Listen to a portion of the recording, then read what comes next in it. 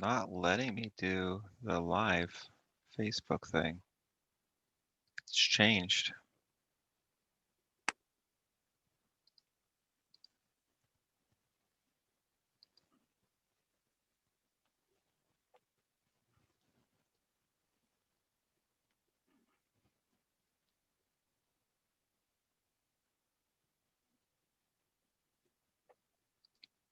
So some people can do live Facebook, but not Zoom.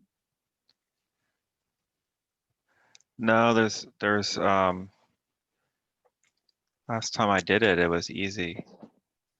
For some reason, it is giving me a really hard time. Let me try to restart my browser.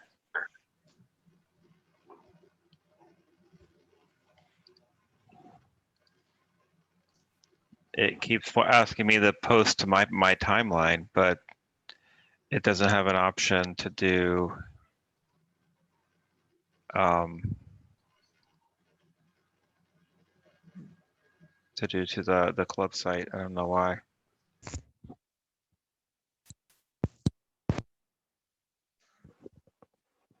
It keeps opening the Zoom page. I don't know why it's doing that.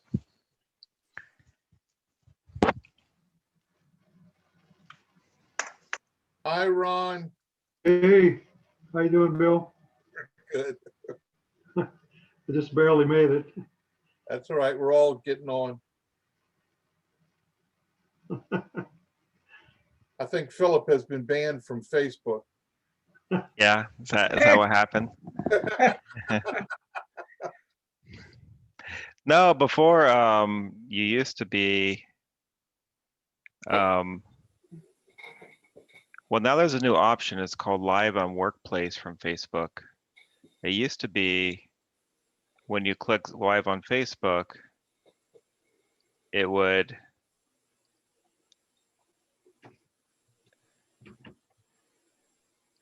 maybe, I don't know why it's Workplace is like a corporate version. Does your company have Facebook, like an internal one or oh, something? okay, there now it's working. It's just different than it was before.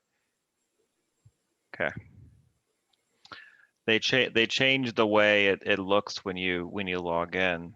It acts like it's going to put it on your own personal Facebook page, but then after you go through it, it lets you go live. So cool. Now we should be live.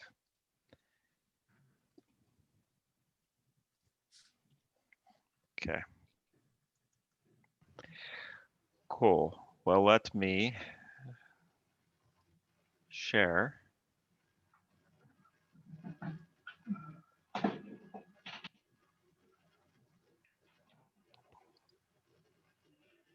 Okay.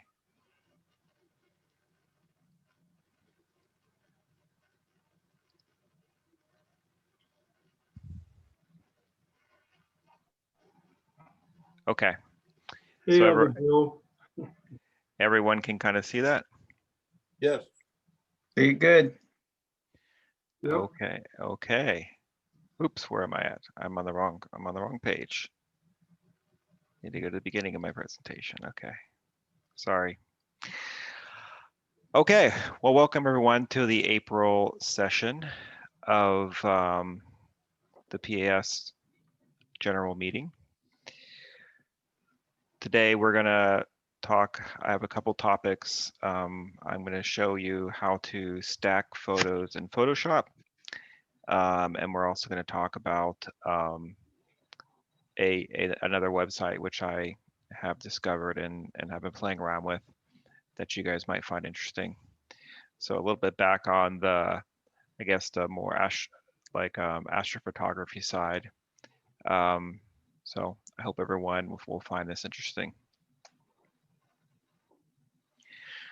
Okay, so actually what I need to do is pull up an email really quickly because I know Jeff, are you on? Because he said he was going to be late. So Jeff had an update. He was gonna let me pull it up really quick so I can read it to you guys. So he said he was going to be late, but he had a couple announcements. So he said he's still trying to find a date to get his son-in-law's tractor up to the SPMOS. So he basically said it's going to struggle with the weather and his son's business needs. But they're still working to kind of schedule a time. He says being that it's basically going to be free, we just kind of have to wait in time till his equipment is available. So that's the update on the tree clearing project. So on the website side, he said, well, he needs some information about who has the login information for the Square Up page. I'm going That would to. be me. I think I've got info on that. Okay. Can you send it to Jeff? Yes, I will see what I can do for that. Okay, thank you. So once he has that, he's recruited some people basically to make the updates. So we'll be able to basically pay and choose whether or not you want the magazine subscriptions and the key deposit on the website. So that will be kind of make it easier for people to pay with a credit card and not have to mail in checks online. And hopefully it'll make John's job easier of tracking all that stuff as well.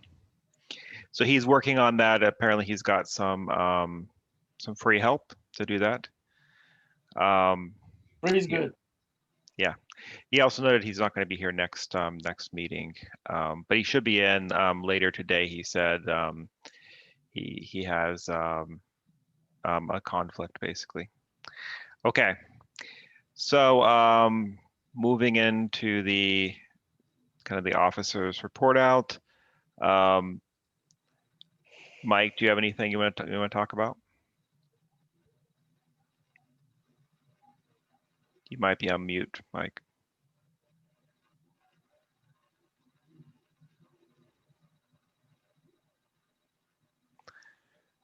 We can't hear you.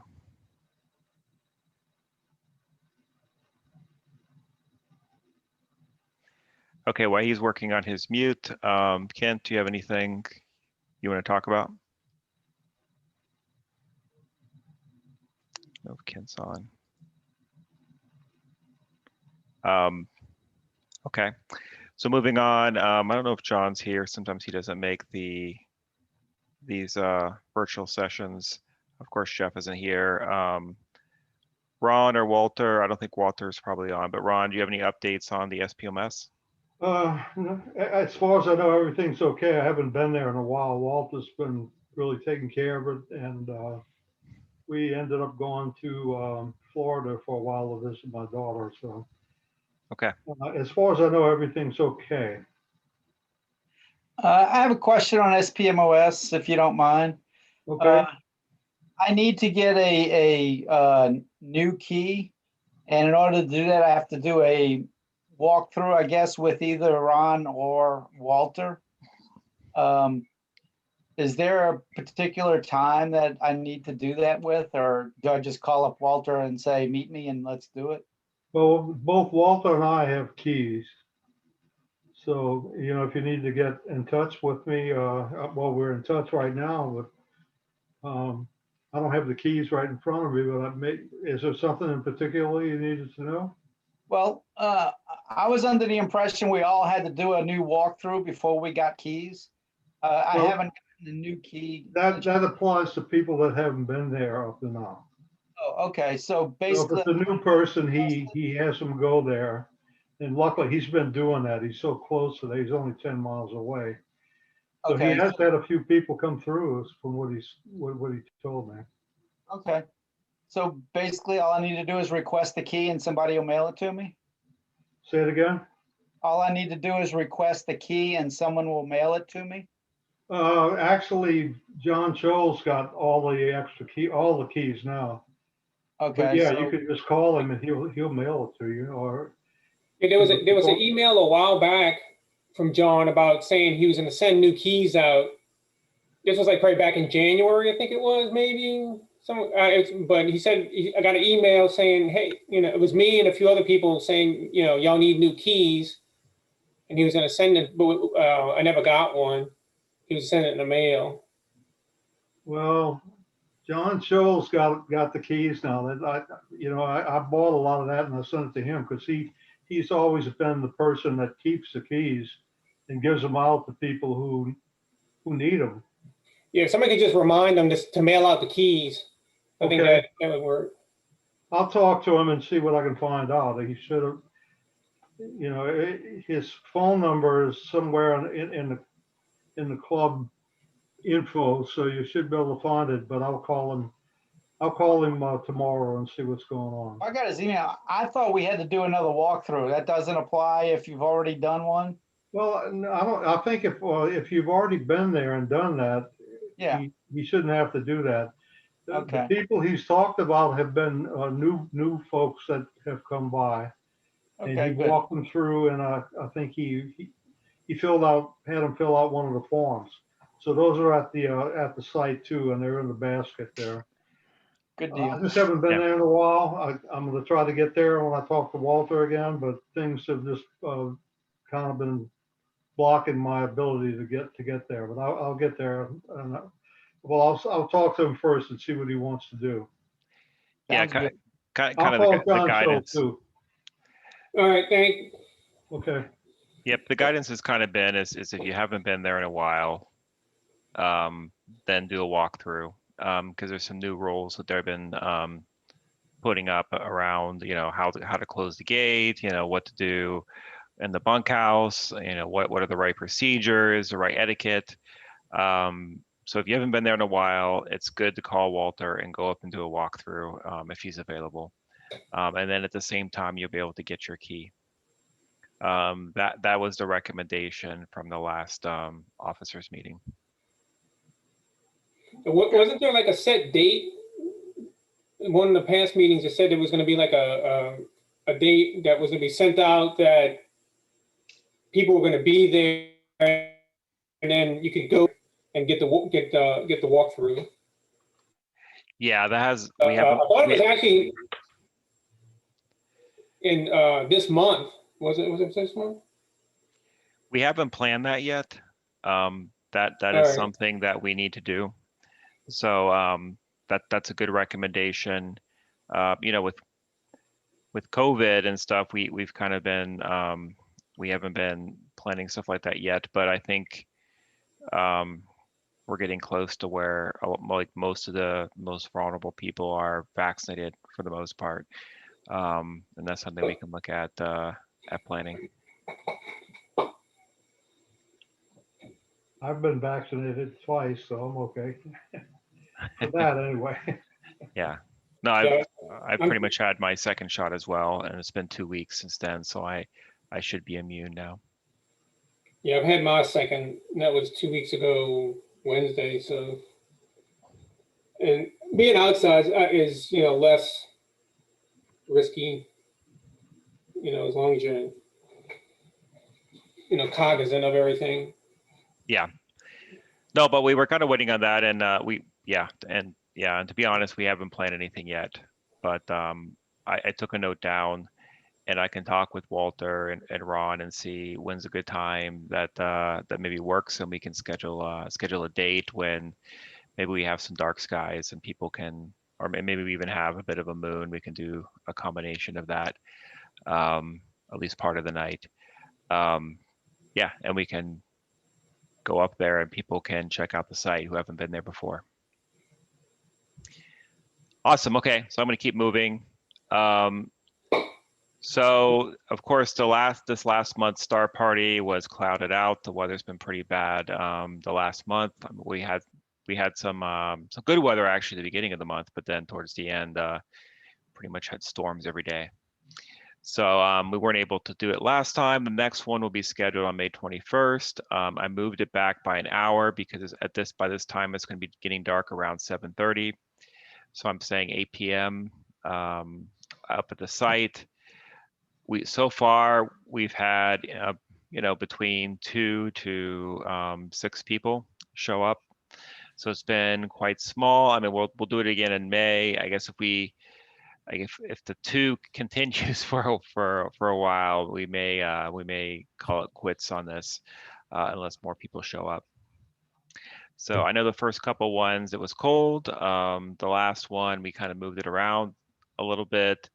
And this last one, the third one, we kind of, the date came up and we went, but it was only 2 people that showed up. It was just myself and Mike.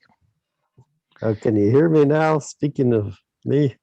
Yep, I can hear you. Okay, good. I had to rejoin. Apparently, I had my internet calling turned off, and I joined with internet calling. So, Cool. Do you have any updates, Mike, that you want to talk about now? well, for next month, we have Bill Davis, who we have with us tonight, will be doing the presentation, will be on the moon and on how he did some measurements for the heights using the shadows, and should be really interesting. And I think your topic might be timely for me, so I have to pay attention. So yeah, David Diaz is going to sell me an auto guider. Awesome. So Okay. if I get an auto guider, that means I might need to learn how to stack subframes together. Well, I'll show you a way to do it tonight. Mhm. I don't know if it's the best way. It's probably the easiest way if you have Photoshop. Yeah. So Easy way usually works good for me. one other thing which I'll address, there was a couple people, a lot of people liked the last presentation a lot, and they had asked if it had been recorded. It was recorded. I did upload it to our YouTube page today. I'm still working to upload the one from February, so that should be up probably in the next probably few days. You'll see that one pop up in the YouTube page as well. And then this one tonight will be posted there as well. So in case you need to, you're doing stacking in the future and want to get listen to this presentation again, you'll be able to do that. Okay, so I'm going to do the monthly virtual targets. So this month is just kind of almost a random selection. I don't think it's any of them that we have seen before. So like we've done all of these. If you have a comment about them and you want to, talk about it, feel free to speak up and maybe talk about a time that you observed a particular object and maybe some observations that you made that you noticed in the photo. Okay, I would say no one has requested any targets. So still that is a possibility. If you tell me something you want to look at, it can even be perhaps a comment or something, a faint comment you want to see, I can do that too. Whatever you want, I can request it and we can get an observation and we can show it during the next meeting. So please feel free to send it to the president's address here, and I'll try to get that submitted and we'll see it during the next meeting. Okay, so the first one here, I don't know, I guess I can move this. The ones, I guess the theme for this particular month is a bit of things with strange names. So this one is called the Dark Doodad Cluster. It's NGC 4372. I don't know if this one's considered a globular. It's a fairly closely packed star cluster. Not quite as bright as the typical globular cluster. What constellation is it in? Oh, you're testing me here. I Oh, don't know. no, I didn't mean to test. I don't know. I was just curious. I don't know off the top of my head. So if someone knows, please speak up. So like get their books and things out. Yeah, if you have, Sky Safari, you can probably figure that out pretty quickly. Right. No, I just thought you might have. I didn't mean to do that. No, feel free to ask questions. I'm not quite as prepared today as I normally am. I normally would have the answer because I have like some cliff notes to help me, but not tonight. Some people have seen this one before through your telescope. Actually, I think this time of year you can see it. It's the ghost of Jupiter, NGC 3242. And they say it kind of looks a bit, you can kind of see it looks a bit like you know, a round sphere, and it has actually has like a little dot and looks like a little ring. Yeah, I think if you look at this through a telescope, it just looks like a little blue fuzzy dot, but it's kind of a neat object to look at. I've definitely seen it with Ron over at the Gretna Observatory. Okay, so the next one is a galaxy cluster. This is one's called Hickson 68. So you can see a couple neat little galaxies in there, and a few out here.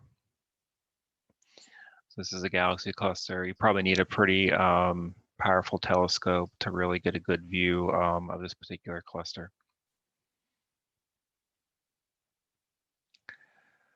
So the next one is the Running Man cluster.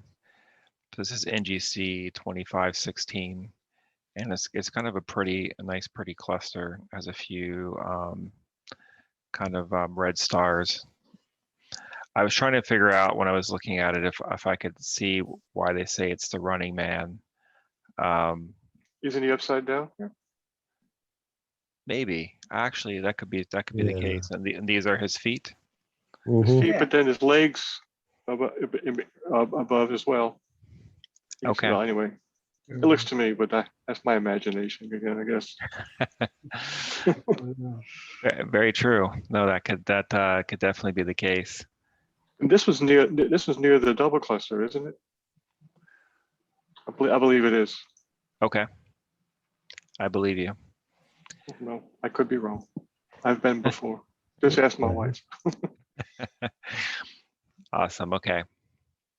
So the next one on the list here, this is quite a familiar object. And what I'll say is, so the other site, which I'm going to show you tonight, it delivers much better pictures of objects that you want to see. It requires more time. So the website I showed you, which was the one called SLOOH, which is SLOOH, it delivers basically most images it takes. It takes all the frames within 5 minutes.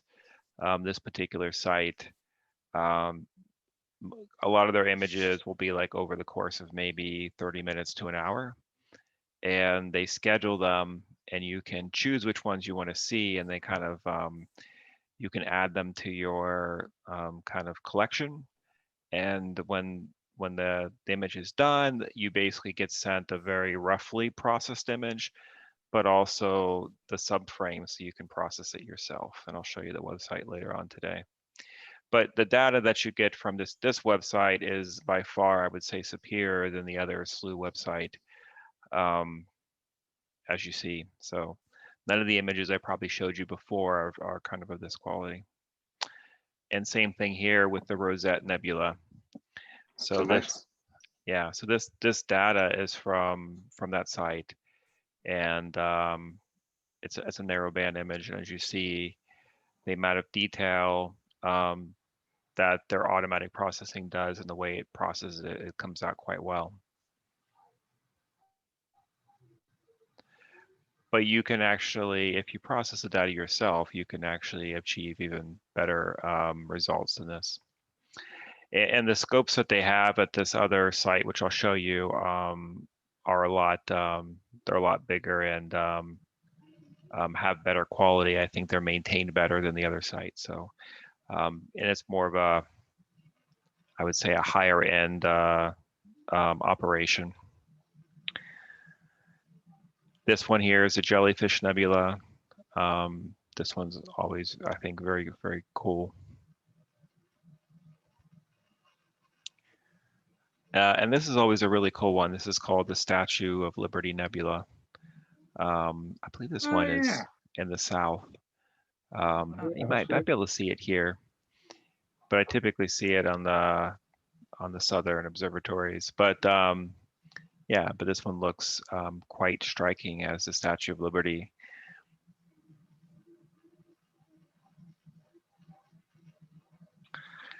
And yeah, so this one is the antenna galaxy from the same site. And the other image I had, you could see, that was from the SLOOH site, you can see kind of the antennas, but you really couldn't make out any detail within the two merging galaxies.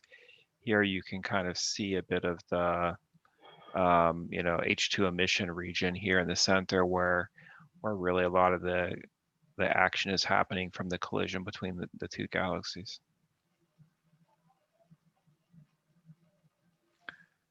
Okay, so that's it from the the monthly image selection.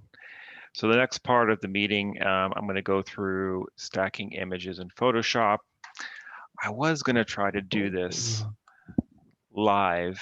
What I'll do is I'll go through the presentation showing you how to do it, and then I'll pull up Photoshop and I'll try to, if I'm successful, stack them live in the meeting and you guys can see it happening. And my computer, I'm not going to stack too many images because my computer is probably too slow for that, and you guys will just be waiting for it to process. So I'll probably try to stack like maybe 5 images or something. But yeah, so it's actually the latest version of Photoshop, and those of you who probably have Photoshop now have, you have to do a subscription to Adobe.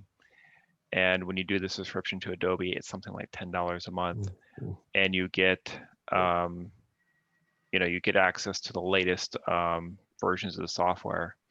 If you have like an old version of Adobe, one that maybe you bought, I don't know, 5 years plus ago, before they had the cloud, you may not have these features. So what I'm showing you tonight, you may not see it in your version of Photoshop.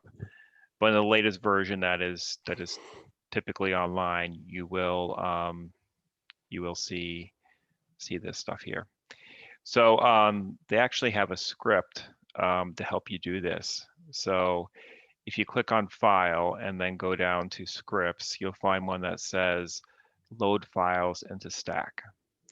And when you do that, this image here will appear. They have an option to try to automatically align the images. I tried this, and some images I found it worked, and it worked well, but other images it didn't work well at all. And in fact, it distorted the images, and I wasn't able to align them after it did its initial alignment. So what I recommend, unless your image is, I said, if you're doing like an image that is a wide field image where you're using like I don't know, like a very wide lens, like I don't know, like a 24, and you may even have a landscape in the image, and trying to stack it, you can do it this way, but you probably are going to have to do a little bit more distortion. You probably have to kind of adjust the barrel distortion a little bit to get the layers to align easier. When you're doing something like a telescope image where it's I don't know, 500 millimeter focal length or longer, the image is so far away that there's very little barrel distortion in the image, and it's pretty easy to align them just by shifting the image around a little bit. And I'll kind of show you how you do that. Okay, so after you do that, what it does is, okay, first I'll step back. Any questions here about this process? Pretty much leave these two unchecked, load your images here, click OK, and then it's going to load the images like this into Photoshop. So you'll basically have, if you take a look at your layers, it will load each image as a layer into Photoshop. Are there questions?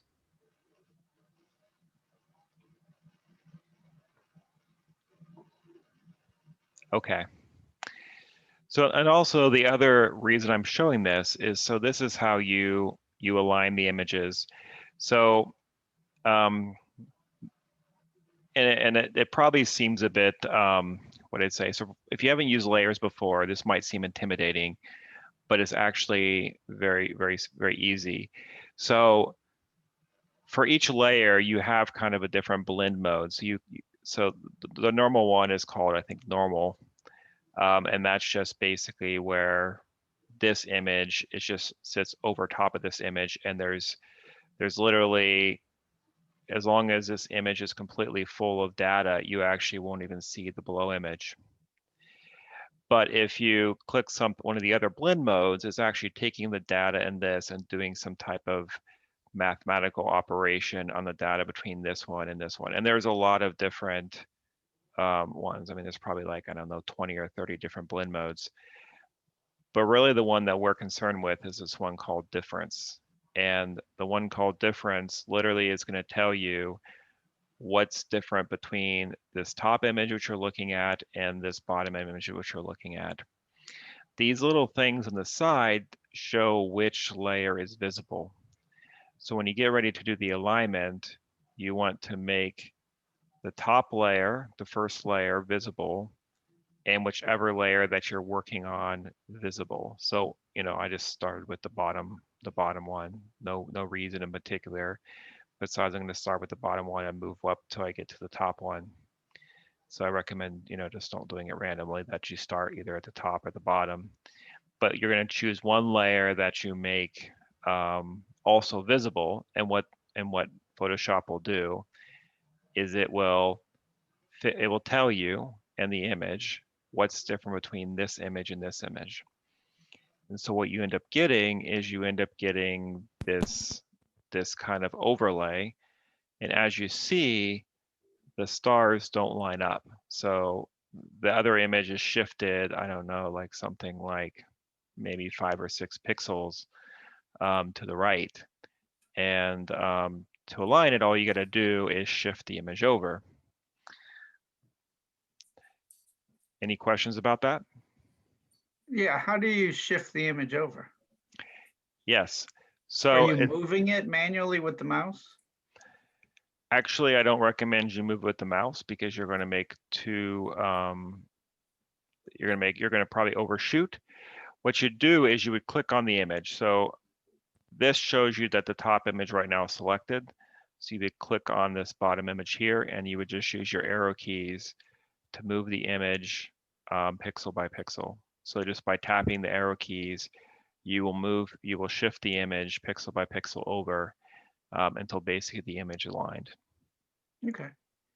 And so let me move this a little bit.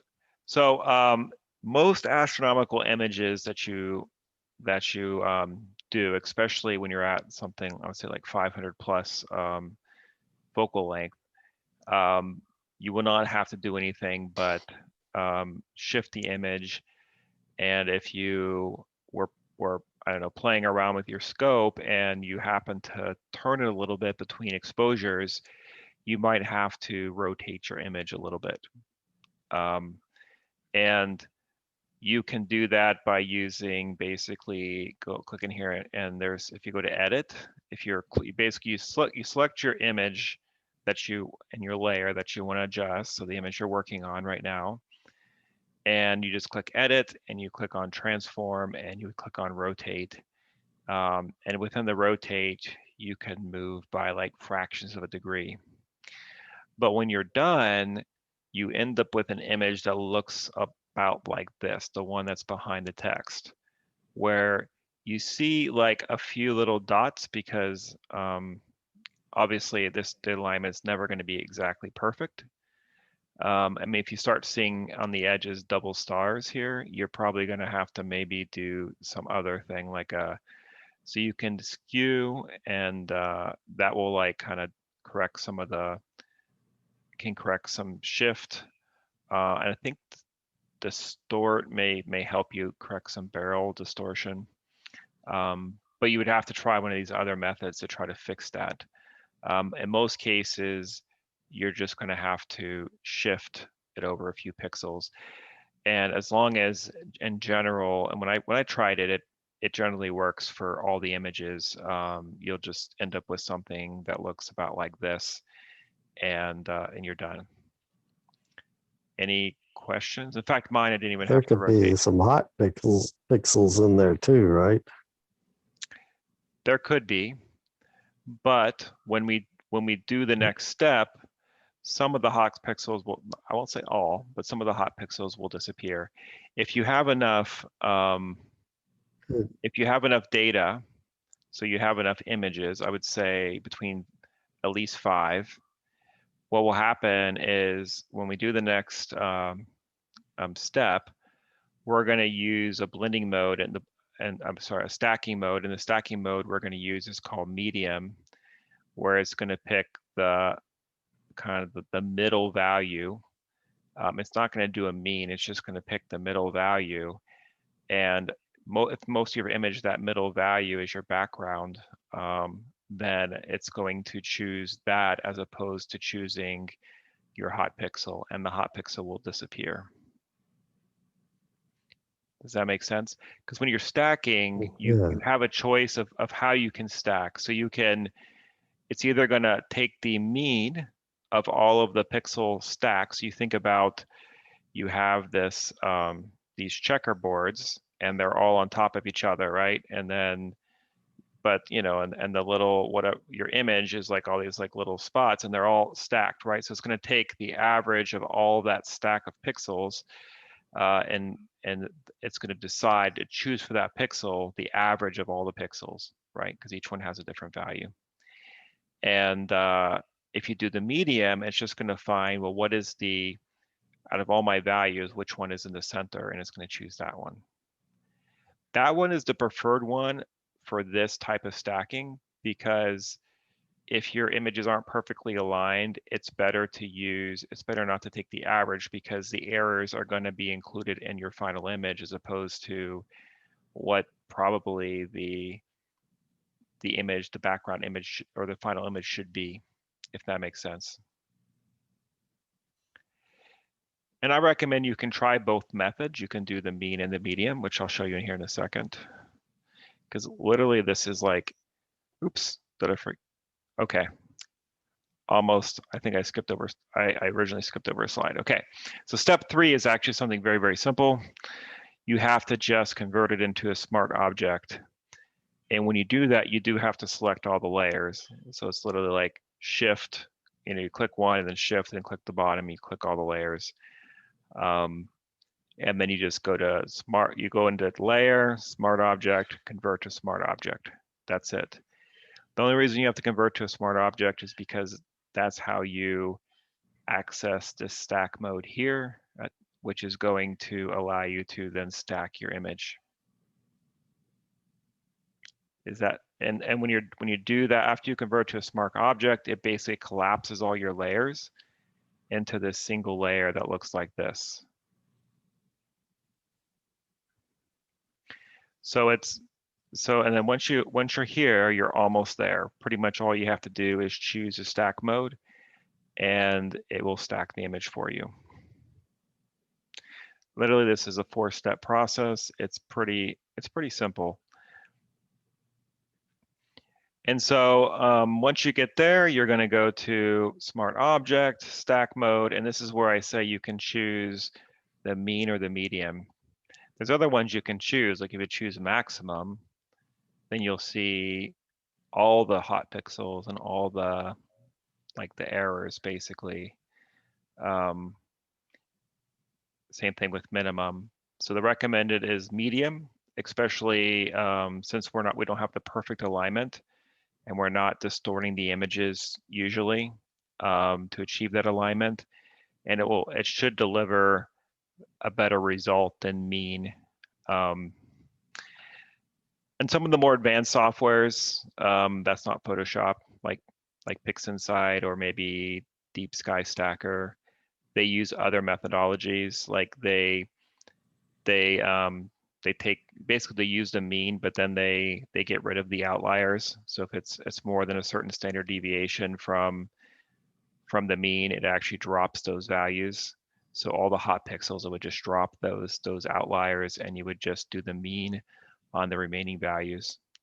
But Photoshop is pretty simple in the way it does it. It just does the basic mean, So it wouldn't drop outliers. So when you do the mean, it would actually, the hot pixels, you would see kind of a faded pixel because it would be averaging that hot pixel with the rest of your data.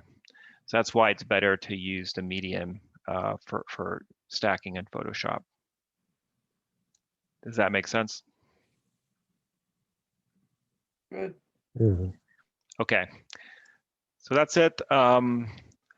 I want to show you like kind of what the difference is. So this is an unstacked image. This is a single exposure, 30 seconds of the Orion Nebula.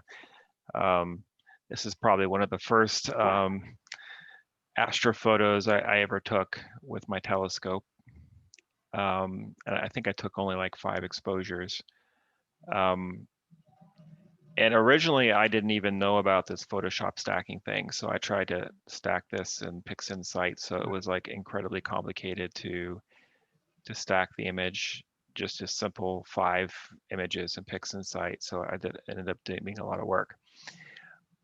But if you stack in Photoshop, you get a bit of a better result. So I don't know how it's showing up on your computers, but if you see the difference between when I go back and forth, a lot of the noise in the background noise has disappeared and it's become a lot smoother image. And if you kind of look here at the edge, I try to show you, I kind of increase the exposure a little bit on the, you know, the background noise, so you can kind of see the difference. So this top part here is stacked and the bottom part here is unstacked. So actually you see here that it removed, in fact, in fact, you can still see a faint line, which is just the little satellite trail. Mhm. And then these mostly disappear. Now, the other thing that you'll notice about this image is the image still has these kind of ugly vertical lines here. So why does your image, after you start to like average all of this random data, why do you see these vertical lines? And the reason why is because that noise is actually not random. So that noise is called the bias of your sensor, and it's actually unique for every sensor that's built. And the only way to remove that noise is to actually take the bias. Basically what you do is you just take your camera and you take a bunch of like black, very quick exposures. And basically what you're doing is every time that your sensor actually your camera reads from the sensor, there's noise in the read, and that noise has a pattern. And that pattern, so the more images you stack, actually, the stronger this pattern will get. So that is one of the disadvantages of stacking with Photoshop, because you're not using calibrated images, so you're going to start to see these patterns. The other problem with the Canon sensors, and I think it might just be related to Canon, is you get what they call the Canon banding. So you see like these bands Mhm. that come through the image. And I don't know what causes these, if it's from like the maybe some type of strange amp glow, but it's typical of Canon DSLR cameras. PixInsight has, which is the more advanced software, it has an algorithm that will actually remove the banding. You could actually take this image after you process it in Photoshop and run it through that algorithm, and it would remove the banding. It basically tries to smooth the banding out, and there's some stuff to help also ignore the bright parts of the image, like here. So anyway, that's kind of like and I kind of talk about the pros and cons of this method. So this is really the best method for like the casual astrophotographer that takes mainly color images.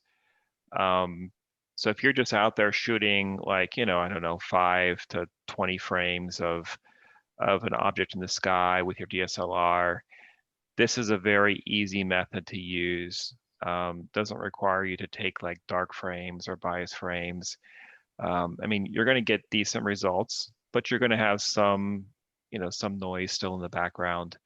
But it doesn't require you to learn an entire new software if you're already familiar with Photoshop. More images are usually better. So the more images you get, the more your signal to noise ratio will disappear. So you think about it, every time you average an image, the first time you do it once you have 2 images, your noise drops in half. And then as you continue to get more and more and more exposures, that noise begins to disappear and the image begins to appear. So for fainter objects, actually, like if you were to continue to take more exposures of this part of the image here, this faint part of the nebula will become stronger and more separated from the background noise, and you'll be able to more easily extract the background and separate it from the fainter parts of the image. So when you see people's images that are, and you see people out there shooting for hours, that's what they're trying to do, is they're trying to get enough data where this background noise begins to disappear and this image and the astronomical data begins to kind of appear.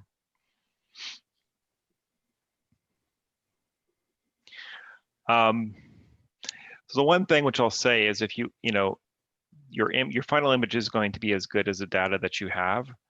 So it's better to exclude out of focus images, or maybe an image where you bumped your telescope and you have like some some more kind of the stars. I guess when you bump your camera, you kind of see that your stars kind of have this kind of funny shape to them. I guess they're more oval, if not worse. So if you use those images, it will actually decrease the quality of your overall final object you're trying to take. So it's best to only use your best images. I mean, sometimes your best images are not perfect, but using basically your best images. So the images are not calibrated. So I talked about the random noise, the non-random noise, which is the vertical lines. And if your camera has amp glow, you won't be able to remove that. And I talked about the banding issues with the Canon DSLRs. It is difficult to remove in Photoshop. I mean, if you're really dedicated, you can use a cloning brush and go in there and fix it. But that takes a lot of time. Also, you're not using like the raw linear data. So you're like with some of these other softwares are using the physical the actual numerical value of each sensor's output when you took the image. When you convert them to a JPEG or to like a TIFF and you're using them here, you're basically it does like a bit of compression and you're losing a little bit of your detail there. But for, like I said, like the casual astrophotographer, that's not a big deal. And you're going to get pretty good results. So Photoshop doesn't have some of the more advanced tools. So there are like wavelet methods which remove noise. The deconvolution is a way to basically determine the what's it called? Basically what's it called? It's the point. It's called the point spread function, which basically is the way that your image train naturally like kind of distorts the image as it comes in. And what you're able to do is then reverse that, and it will actually sharpen your image. So you basically use your image to gather data on the point spread function of your particular imaging train, and then you basically kind of reverse engineer that and try to bring out the detail. And it's quite effective if you take a little bit of time to use it. And there's other kind of ways to when you're mixing, like if you're doing photos with more than one like color, or you're doing like narrowband images, it's more difficult to do that in Photoshop. Not impossible, but it's more difficult. Okay, So alternatives, I mean, so PixInsight, it's like $300. It's pretty much considered the software for astrophotography. So most people who are processing data will use PixInsight, even if they're professionals. They'll be using PixInsight. And it has the most features and flexibility. People make all kinds of. It's kind of a very open software to add features. So people will actually program new tools all the time. It does have a pretty steep learning curve. So it took me, I think, almost a year before I could really start to feel I was competent in the software. So it does take a lot of time. There are really good tutorials out there on how to use it, and you will get like superior results to any other software. I haven't. Well, I won't say that. You'll get very good results. I won't say superior. I haven't used some of the other programs. So the next one, which I haven't used, but people talk about, is the Astro Pixel processor. It's about half the price. I do believe they offer a subscription. I think it's like $60 a year. And it allows you a much lower price for entry. People say it's easier to use and it has a lot of the same features as PixInsight. The next ones are some very, what a lot of people talk about is Deep Sky Stacker. It's free. It's pretty easy to use. It does allow you to remove use your bias and dark frames. But it doesn't have like all the processing. After you calibrate and stack your images, it doesn't have anything like any additional tools to do other things to your image. So I guess that's what, but it's a pretty good tool for stacking. And this auto stacker it's a very nice tool for planetary stacking. So I just threw that in there. It basically will if you take a video of a planet, it will find the sharpest images, like you call like lucky imaging. It'll find the sharpest images and then stack them for you automatically. And it's very simple to use, and probably much easier to use than even PixInsight for stacking. Sorry, for stacking planetary images. Yeah, I use that auto stacker. That one's really nice, and you can load AVI or SER file of raw images too, which is nice. So you don't have to have your camera doing the debayering. So it's a lot quicker. Yeah, it's a very easy to use. It has very good, like even if your image is moving of your planet, it has a software that will track it and basically align all the images and really pick out the best ones. And I've actually had pretty good results with it, and it's free. This Sequator, I haven't used it. They say it kind of has limited features. It is free. And they have this Starry Sky stacker. Also, it's very low cost. And I've heard it's kind of easy to use, but I don't have any experience with it. But I'm throwing these out there because if you're trying to make a decision which software to use, you may end up finding yourself, if it's not Photoshop, it might be one of these other ones. Okay. Are there any questions on that? Well, one I don't see on your list that was real popular a few years ago is Registack. What's the deal with it? Is it still popular or not really being used too much anymore? Yeah, it's not on my list probably because I wasn't that familiar with it, but yeah, I mean it could be on this list. I don't know how to use it, so I would have to figure out how to use it. If perhaps in the future, if someone wants to maybe use one of these other softwares, I can run some trials on it, and maybe we can do a presentation on how to use the software. Yeah, I used to use Registax, and the reason I stopped using it was because it didn't support very large images. So when I got a newer camera, it wouldn't take them. So they haven't upgraded it in a very long time. Okay, and Philip, one other thing, say if you're comparing the PixInsight to Deep Sky Stacker, which is a $300 price differential, is PixInsight so far head and shoulders beyond Deep Sky Stacker where you would likely not use Deep Sky Stacker? Or is Deep Sky Stacker still a very legitimate program to use?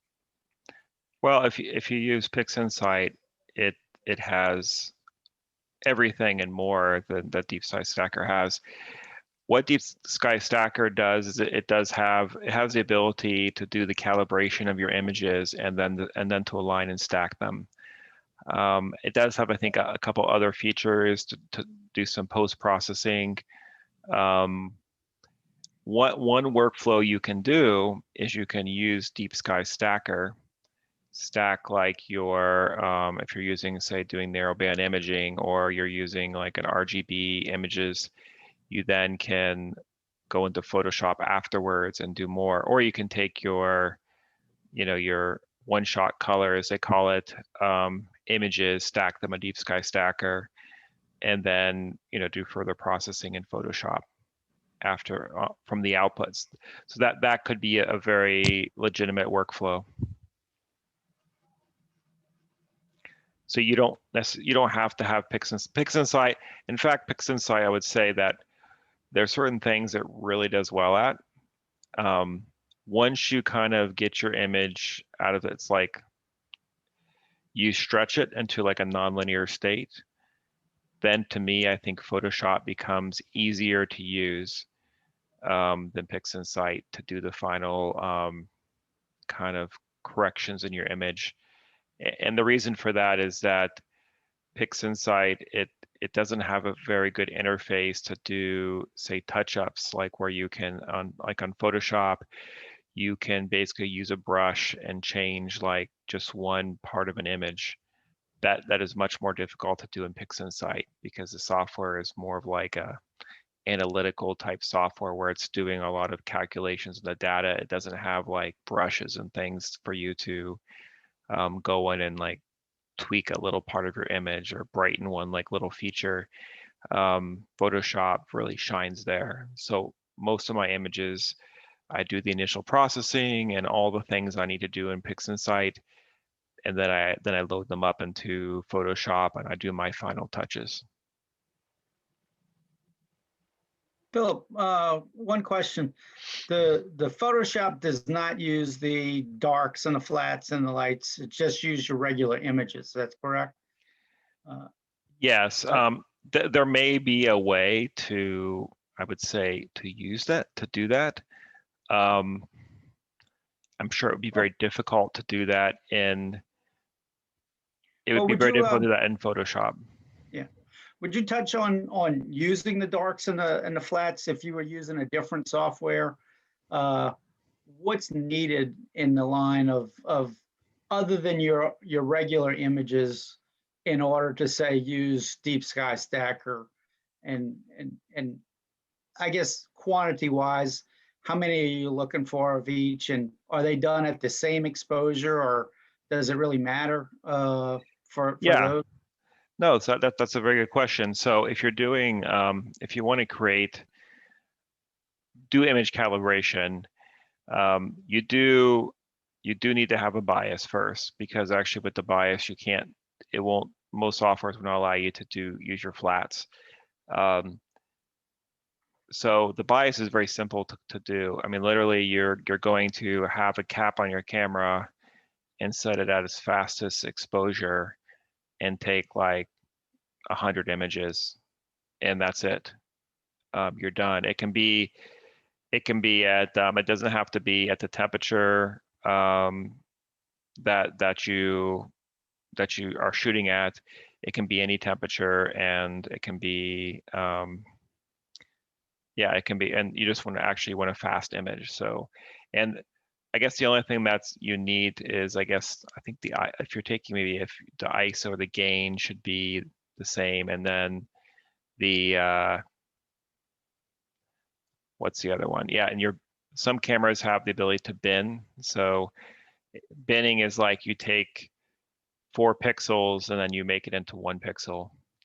So some people do that because you get more exposure for a given length of time, exposure time. So it's basically like if you're binning at 2, you're like doubling your exposure for a given amount of time on the camera.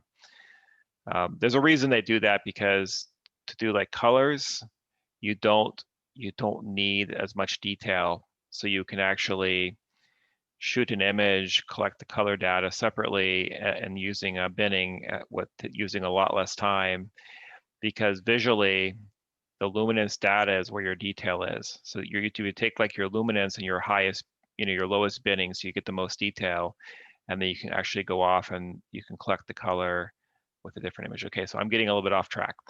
Okay, so the bias images, you take those. They have to be at the same binning, preferably the same ISO as what you're shooting. I guess probably doesn't even need to be. I think the ISO really shifts the image around, and it may not matter too much.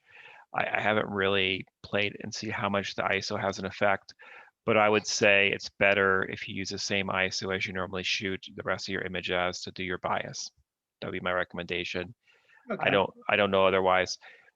The darks basically have to be at the same temperature and the same exposure as your lights. So typically people, if you have a cold camera, which if you're shooting a DSLR, you probably don't, but if you have a cold camera, people would like actually just set it up for a particular temperature that they're typically shoot at, and then they would shoot it then. If you're, I don't know, if you're always shooting at night and it's cold, you want to, I don't know, you might find better results if you put your camera in the refrigerator when you're taking exposures, because it's going to be closer to the actual conditions that you're shooting at. But if you're shooting in like warm conditions outside in the summer, you want it to be warm. You're going to get best results if the camera is warm when you're actually taking the darks. And you don't need as many darks, probably like 10 to 20. The biases you need a lot just because they're easy to take, and that noise pattern really starts to show up the more exposures you have. The darks, you're really trying to capture like amp glow and like the hot pixels, and you don't need very many frames to do that. So like 10 to 20, and then you're gonna, the computer program like Deep Sky Sacker will average all those together just like it does with your lights, and it will develop like a single kind of master dark and then master bias image. Now you have those. The flat, really, a lot of people try to skip the flat, but the flat is really one of the more important images, unless all you're worried about is something in the center of your image. So if you're trying to use the full frame of your camera, you need to have a flat, because your telescope is going to have vignetting. If you have an off-axis guider, that's going to create a shadow, and those are, if you have dust on your sensor, all that is very, very difficult to remove if you don't have a flat. If you have a flat, it's pretty much, once you do the calibration, all that stuff will disappear. If you don't have a flat, it's very difficult to remove. But the flats, I created like a light box, which I put on the end of my telescope, and I literally just take some images. You can also do it if you take like in the twilight, because it's a very flat sky. You can also take flats as well. So if you get up, if you image at night, if you get up really early in the morning, you can go take some flats of the sky and try to. The problem is that your camera needs to be like in the same rotation, like pretty much the same as you shot the original lights when you take your flats. That's the best. Especially if you're going out somewhere, setting up your camera and shooting. If you're like sitting in a observatory and your camera never moves, you probably can get away with just doing some flats, once a month or something if you're shooting.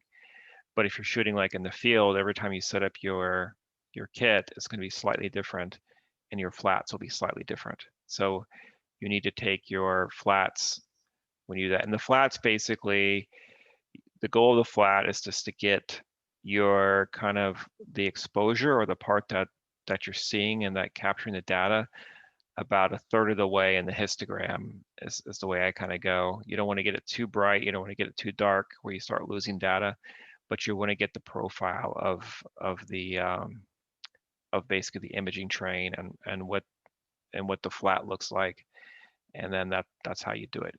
Once you get it all set up and you do it a couple times, it's super easy to do. Like literally, I pop it on the end. I kind of know that I need to shoot maybe a couple seconds exposure, and then I'm good to go. So but the flats are important. There's a way to create like a synthetic flat, but it's where you try to use your image to see if you can extract like the background noise and then remove it. But it's, especially if your image has a lot of nebula or stuff in it, it's very difficult to do that. That was probably way more information than you wanted to know. Helpful though, thanks. But yeah, but once you have them, especially like the bias and the darks, I mean, your sensor is stable enough. You only have to do that maybe once a year, I would say, and then you have them. And the only thing then after that you have to really worry about is just your flats, which you do basically when you're taking your images in the field. So, I mean, if you see me out there in the field one day, you'll probably see me like get this strange box out of my car and put it on the end of my telescope and take a few images like before I go to bed. And that's me taking my flats. Gotcha. They sell these like fancy like little I don't know, they're these like LED flat panels that they make for astrophotography that you can like just plop at the end of your telescope, and it creates like a very flat field.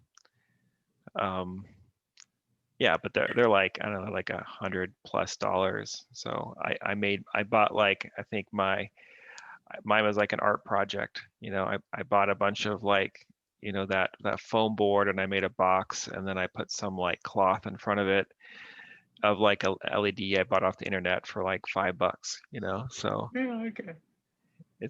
you can make like a little box, and just the goal is to have it like a very diffused and very flat field. Got it. Hey, do you think you could do something like take an old screw-on skylight filter, UV filter, and use something like Krylon semi-flat paint or a primer paint and spray paint the glass, and then just screw that onto the end of your camera and do a flat that way? I mean, that's a way to possibly. I mean, the way to test it would be is to actually take a flat and then stretch it and see if you have a pattern.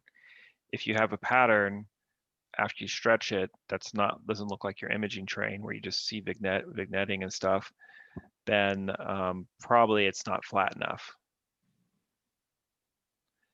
Otherwise, like any repeatable, I would say, noise that you're going to add to your imaging and processing, after you add it enough times, that noise will come out in your final image. So you want to try to eliminate that as much as possible. But the flats do need to be pretty much the same exposure, temperature, and all of that ISO as your regular pictures. They don't have to be. Okay. Yeah, I mean in fact, the flats aren't nearly the same exposure as anything else. I mean, they're probably, what you want is like, so for me, originally my box was too bright because my camera doesn't, you know, since it's like an astro like photography camera, the lowest exposure I think is like 1/10 of a second. So originally it was so bright that even at 1/10 of a second, I was like overexposing on like my luminance filter, right? So I had to actually go out and buy like a dimmer for the LEDs to dim it down when I did like the luminance. But then when I do like the hydrogen alpha, which is it removes a lot of the light, that I can shoot at like 10 seconds, even if it was like all the way on. So it just, so the exposure real is really your goal with the exposure is just to get, you want like the little peak, which is what your flat is, to be like a third of the way up in your histogram if you're taking a look at your histogram after you shoot the image.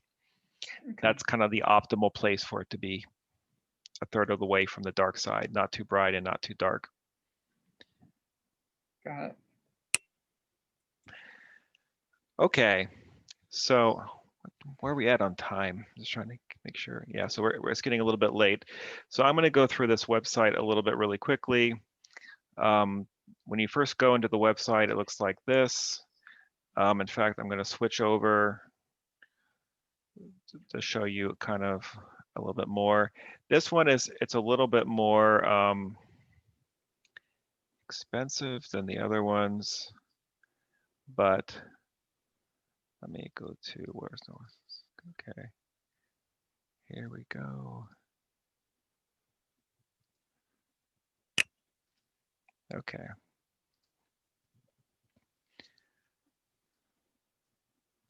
Okay, so let me make this bigger. Yeah, so this is, so probably most of you guys can see this now, but this is pretty much the website. I guess I need to log in. It must have logged me out. Okay, so I'm here. Where is it? I guess it's not letting me log in. Okay, so it lets you have a trial for like 30 days. As you see, like my trial is like almost over, so it ends in 4 days. And then after that, it's $19 a month. And comparing the other one, I forget, I think the SLU one was like maybe 150 or something, or $100. So this one is a little bit more expensive. They also have a bronze plan, I think, as well.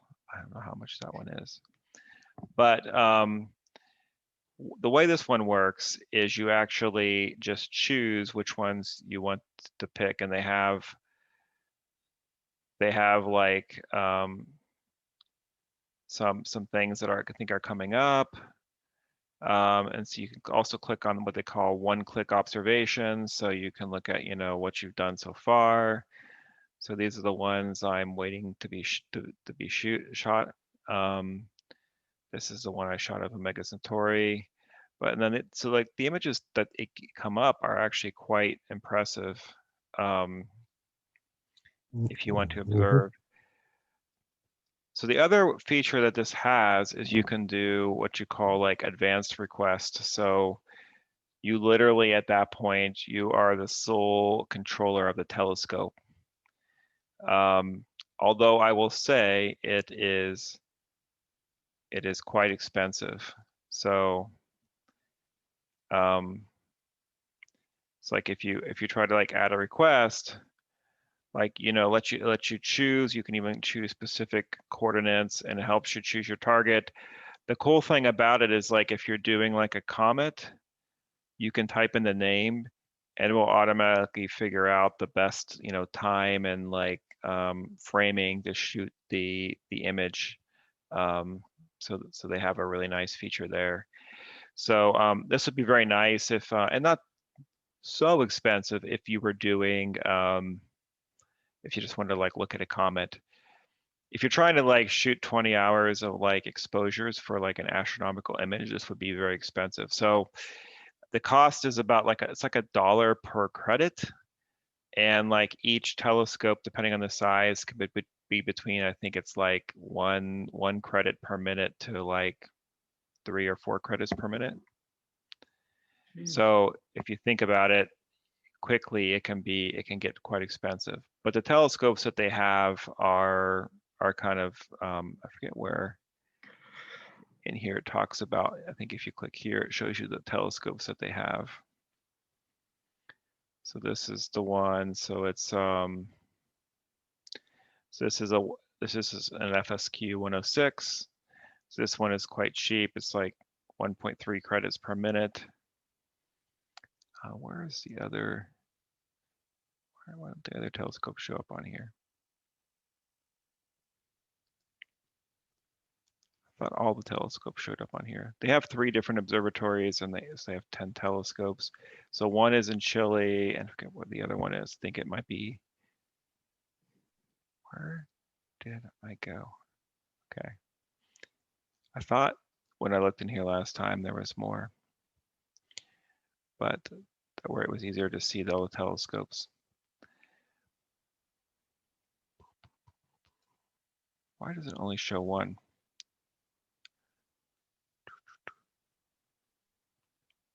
Is that the selection across the top? Ah, yep, sorry. Okay, there we go. You're right. Thanks, Jeff. Okay. Yeah, so here, and you can see like they have, shows you this one's like 10 centimeter telescope. Then this one's 70. So this is like a pretty nice telescope. It's a little bit more. And then at El Sos, they have even, I think they have even a bigger one. They have a pretty decent sized one. So they have some 50 centimeter ones, and they have 20 centimeter, 10 centimeters. Oh yes, this is their big ones. They have like 100 centimeter, basically a 1 meter telescope in Chile. Yeah, and they have very nice Finger Lake instrument cameras on there, and you can kind of see the arc seconds per pixel. So I mean, this one in Chile is, I mean, you're pretty much like riding the seeing of the sky, because I mean even the seeing in Chile is like around like 1 arc second. So like you're not really, so you're really sub arc second. So this one you're gonna pretty much see, the better the seeing conditions are, the better image you'll get. It's like versus like this one is just like of course it's just a Nikon camera just set up there. But anyway, so this is the telescopes they have. So you guys can come in here and take a look at this if you want. But the nice thing is they have what they call these pro data sets.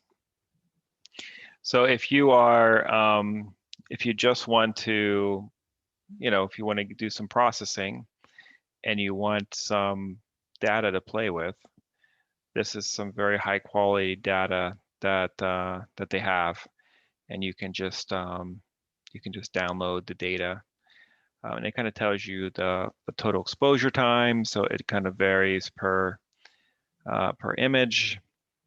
So it varies from like 2 hours to some, I think I've seen like this one like here is like 6 hours of exposure time. It's basically, 1.3 gigabytes of data. So somebody actually paid for that time to do 6 hours of it? Yeah, well, so what they've done is they've shot this data and they're providing it as part of the service. So, but you don't get to choose the object like as time basically come, as they release every so often, they release new what they call pro data set data. So and with the basic like this $19 per month, it gives you access to most of this data.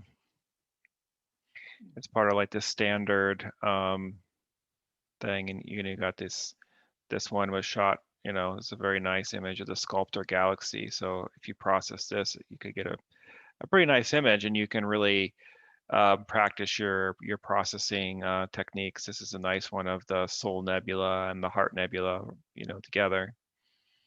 But anyway, so they got some nice galaxy ones. This is one of our neighbors, right? NGC 300, right up there next to the Andromeda galaxy. So it's pretty close to us. And they got this really nice one of the Vela, which is in the south. You can see. Anyway, so yeah, and they have premium data sets too.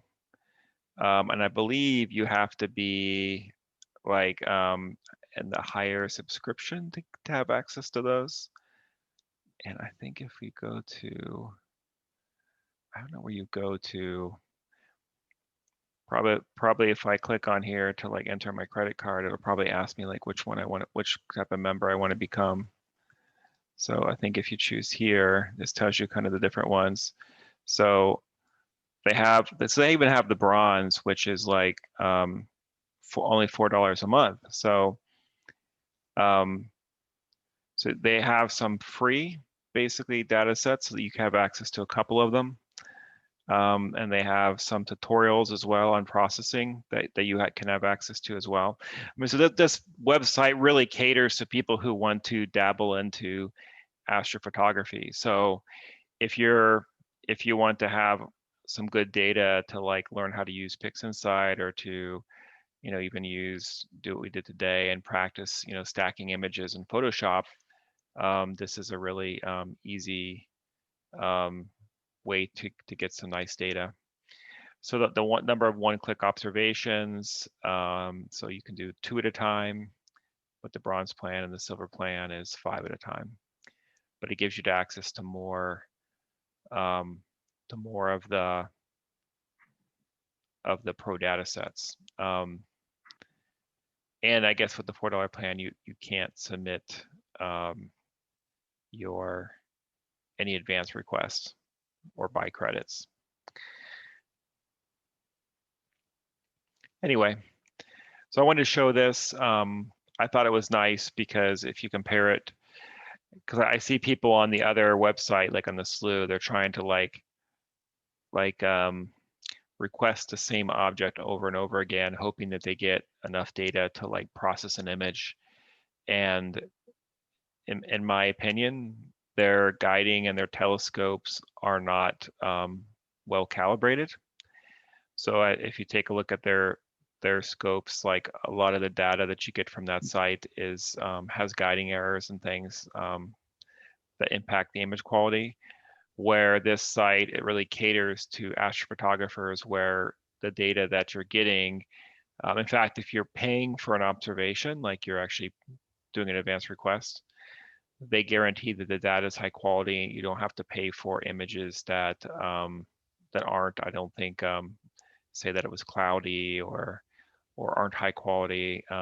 They won't charge you for those images. There's particular you have to look at the fine print to see when they would give you a credit back. But anyway, I was thinking about perhaps buying just a couple credits and seeing if I could shoot maybe a comet or something. I thought might be cool because they have some really nice telescopes, but I have to wait till a time when some nice comets are in the sky. I think there's like 1 or 2, but they're not so close yet. Okay, so that was pretty much what I wanted to talk about today. Hopefully you guys enjoyed it. Nice job. Yeah, and so if you guys want to talk other topics about, astrophotography, please shoot me an email. I can, put something together. I can even walk through, like after the calibration, for instance, like what do I do next, for instance, and how do I process the images? Maybe how do you merge like narrowband data together? I can talk about that. Or how do you combine like an RGB image into the red, green, and the blue into an image if you're shooting different things, or just doing further processing on some one-shot color data. I could do something about that as well. Yeah, so please let me know what you guys want to do. So next month will be, kind of a topic more about a very nice topic about more visual kind of observing.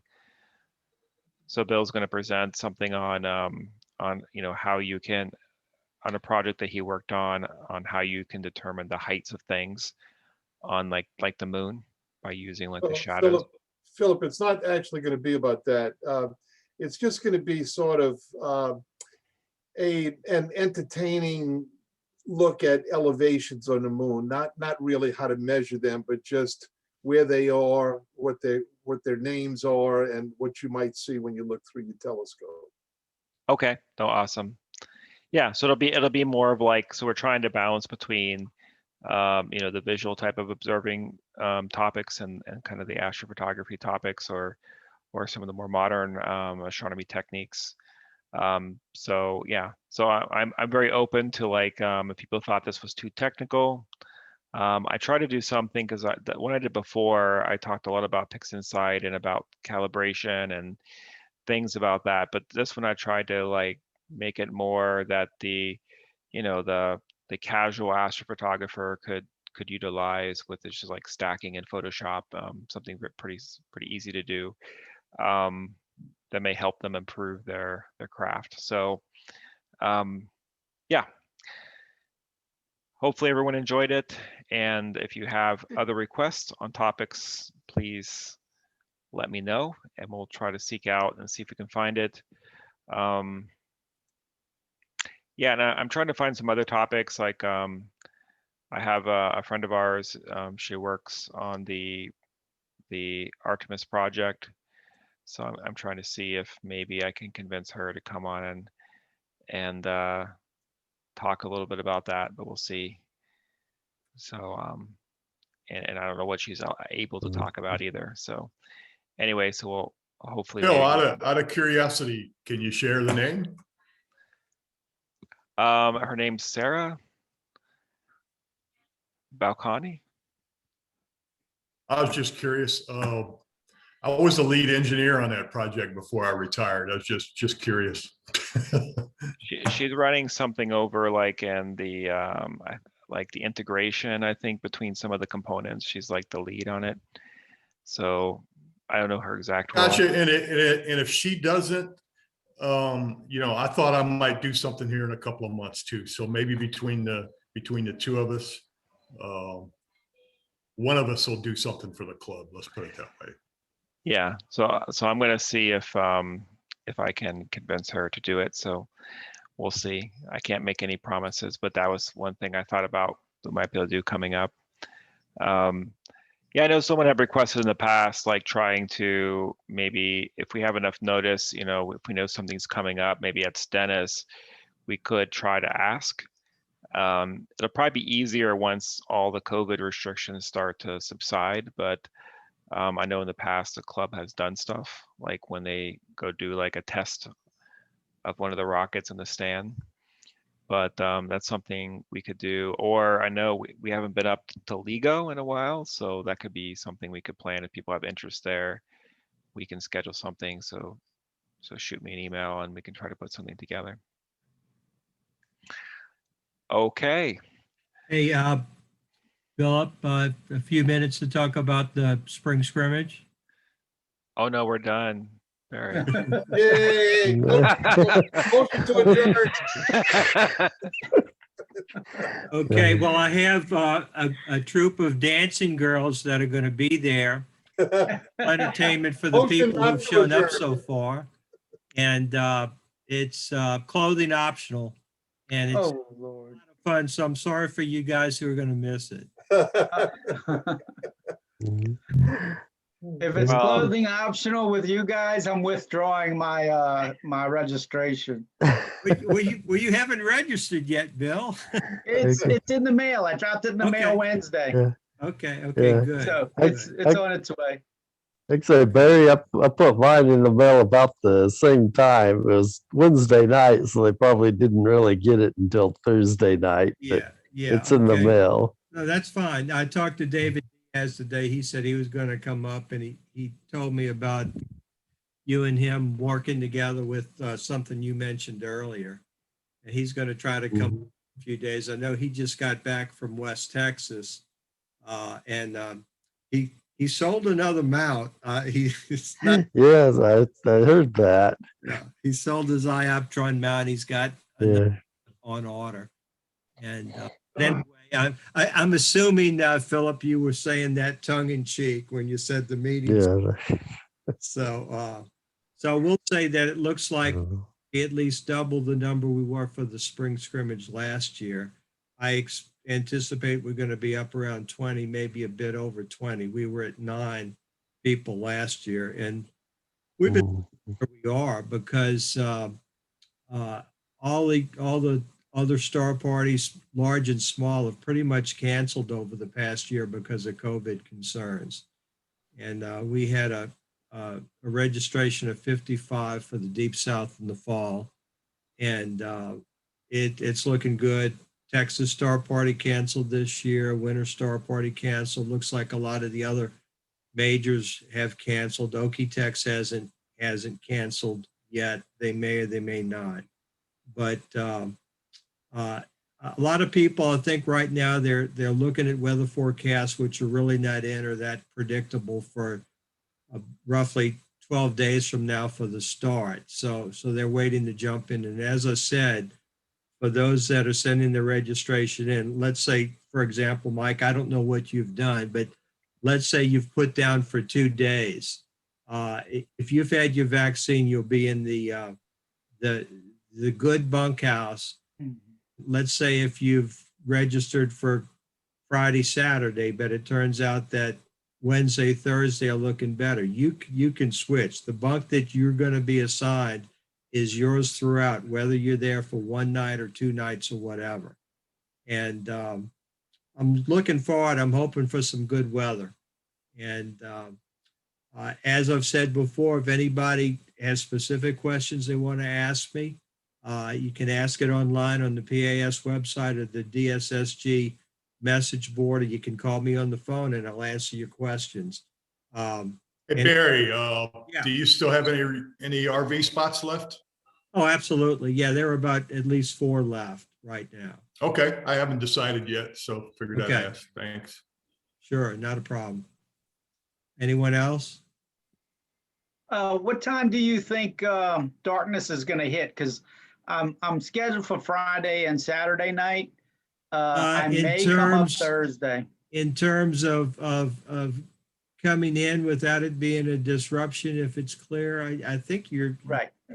Pretty good until close to 8 o'clock. But I'll put something on the message board at that. I'll look at civil twilight and nautical and astronomical and all that and come up with that. The other thing I want to mention is that, Bill, this might be of interest to you, is that particularly the earlier nights, we do have a moon that's a day last quarter that will be in the sky for anybody who wants to observe the old moon. And also on the our time on the 5th, which would be Wednesday at 9 o'clock, that's the peak of the Eta Aquariid meteor shower. Now, the radiant really doesn't rise for us until after midnight. And the moon's not going to be that big. So for anybody really interested in a decent meteor shower, we will have that. Thursday morning really would be about the peak for us, the closest to the peak for us. And of course, Omega Centaurus, which is May is the perfect time for looking at Omega Centaurus to the south. So Barry, so you're saying that the meteor shower, the best would be Thursday morning, early in the morning? I'm thinking the peak is at 2 o'clock or 2 a.m. Universal time, which on Thursday, which would be 9 p.m. because of daylight savings time, 9 p.m. on Wednesday for us. But then the Aquarius doesn't really rise until after midnight. So we'd be catching the radiant, about 4 or 5 after peak. Okay. Anything? Just out of curiosity, how many people on here are intending to go? Yeah. I'm going. People that I've talked to that do want to go, maybe 1 night, 2 nights. I'd say at least of the names that I saw, at least 5 or 6 people, and I've already got 11 that I've got registrations in hand from, including Walter and his fiance. Oh, now I'm coming. I'll be there. Yeah. I think, yeah, David mentioned that Walter is starting to think about breaking up. So. Oh, really? I haven't heard that. You know how Man. celebrity relationships Well, go. I'll have to talk to Walter. I do know that there's a 36-year age difference, and this girl is not 36 years older than Walter. Go, Okay. Walter. Go, This is Walter. it was bad at the Dancing Girls comment, and now it's like even degrading further. I think it's time. Yeah, I think I should have like kept my ground and told Barry it was too late. That might have been wise. Okay. Well, thanks everyone for coming today, and hopefully you guys enjoyed it. And so we have a topic for May, but for June and the rest of the year is still open. I do want to probably have some type of an equipment topic. So those who've presented topics in the past, feel free to raise your hand and talk to Mike, please. Philip, one other thing. Have you touched base at all with UNO to see if we're getting back in there anytime soon? I have not. I know Professor Sieb, he sent an email a little bit back. It seemed like they were probably, he didn't give a timing or anything, but he thought with people getting vaccinated and stuff that they might be willing to open it up soon. But I need to follow back up with him and see when that might be. Good. Okay. Hey, Philip, something else to think about is, you know, I know on these Zoom calls, we've had members that are somewhat far afield. Like, for instance, I saw scrolling down through the list, and I don't know if he's still on, but Ken Lum from California is on, and Pot's been on the past, and some of our North Shore members that don't normally attend meetings have been on the Zoom calls. Maybe one thing to kick around with the officers is to alternate live meetings, be it at UNO or the Jefferson Parish Library, with Zoom meetings, where every other month is a Zoom meeting, and the alternative months would be a live meeting. You can make live meetings a Zoom meeting too. You could just have a camera, at least so people can peek in on it. Yeah, that's possible. We were talking about that, and when we get back into like a in-person setting, we'll have to do some testing to see how well that works. I guess it will depend on if we can, if we have a good internet connection, and and how well we can set it up.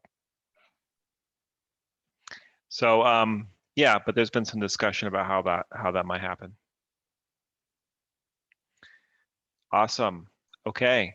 Yeah, I mean, right now, it seems like it's like I was thinking the pandemic was about over, and then you hear all this news from like Michigan. It seems like India is having trouble now, and the whole world's going crazy again. So hopefully, now that people are getting vaccinated here and it's increasing, that we don't have another wave, I guess as they call it, come through and cause everything to be shut down again. I can only hope that. I think most people are ready to get back to normal life at this point. Well, it seems like so far Louisiana's, or at least our area in Louisiana, is doing better than a lot of those places. So maybe we won't see the big next spike. Yeah. Yeah, I think it all depends on, I think, yeah, how many people get vaccinated before the variants start to spread. There was an article in the paper this morning where it hinted at the governor at least thinking about doing away with the mask mandate. Oh, really? Okay. Yeah, I know. When I went to the beach a couple weeks ago, I think it was optional for people to wear masks at that point, even though businesses like requested it. People would walk in without masks, and I know I was still waiting to get my second shot, so it made me a bit nervous. But anyway, so but now I guess I am. I guess what I worry about is my my 1-year-old son who can't get a vaccine yet, so that's what still bothers me. But anyway, I don't want to deviate too much. I'm gonna go ahead and sign off now. Thanks everyone for calling in tonight. Thank you, Phil. Thanks, Phil. Thanks. Thanks Yep. a lot, Phil. Thank See you you. guys. Thanks. Thanks. Night, Have a good all. night.